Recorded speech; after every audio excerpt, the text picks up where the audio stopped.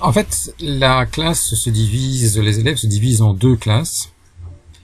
Une classe A, qui va de Simon jusqu'à Éléonore, et une classe B qui va de Laura jusqu'à Jade. Et ce que l'on voudrait, c'est sur un même graphique pouvoir comparer le taux de réussite de chacune des questions pour la classe A et pour la classe B. Alors on va profiter de ce qu'il y a déjà ici. Les effectifs, on va d'abord calculer les effectifs de la classe A. Effectifs de la classe A, avec les pourcentages de la classe A. Alors la somme ne va pas de B2 à B42, mais de B2 jusqu'à B28. On va modifier ça. Jusque 28, voilà. Donc ça c'est le nombre de questions réussies pour la classe A. Ceci, on le recopie sur toute la ligne.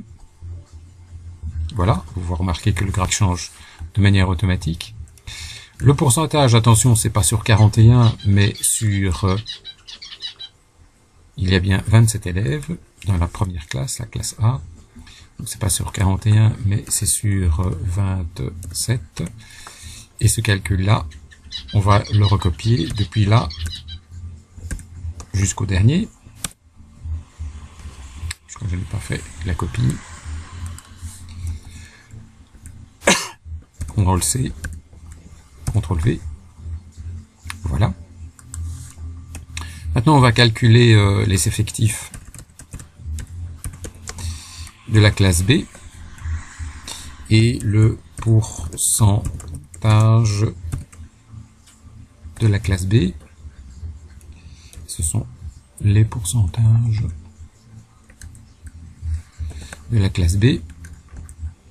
Alors l'effectif de la classe B, c'est bien la somme des données depuis Laura jusqu'à Jade. Cette formule-là, je la recopie jusqu'au bout, jusqu'à la question 12. Je crois que je n'ai pas fait. Voilà. Et puis, c'est le pourcentage, c'est 13 divisé par le nombre d'élèves, et normalement, ils sont 15. 1, 2, 3, 4, 5, 6, 7, 8. Ils sont 15.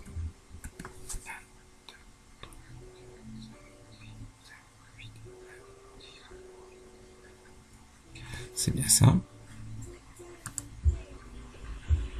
Donc c'est 13 divisé par 15. Et ceci, je le recopie pour les 12 questions.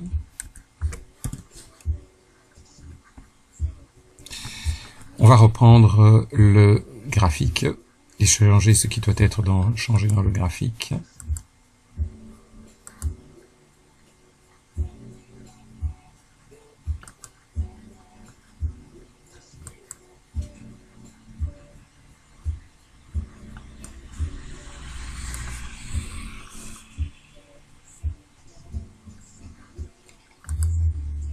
Alors, la première chose à faire, c'est donc les questions, les pourcentages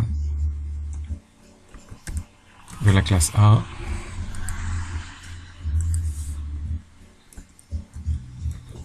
et les pourcentages de la classe B. Voilà, tout s'aligne bien, toutes les questions. Alors, on va rajouter une légende, puisque cette fois-ci, il y a deux couleurs. On doit pouvoir partager. Donc la légende, on va la mettre en bas pour que ça soit un peu plus lisible. Pourcentage de la classe A et pourcentage de la classe B. Et voilà. Tout y est. Il ne reste plus qu'à faire l'un ou l'autre commentaire. Ce commentaire-là.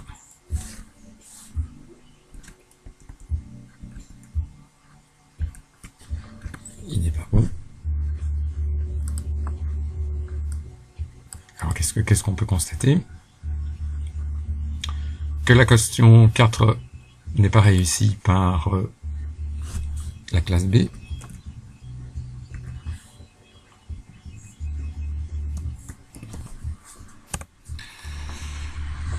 et autre chose. Alors,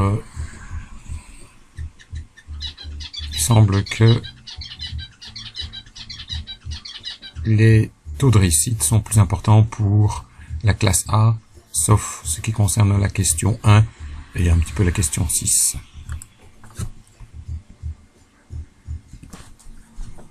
Voilà, on va entourer.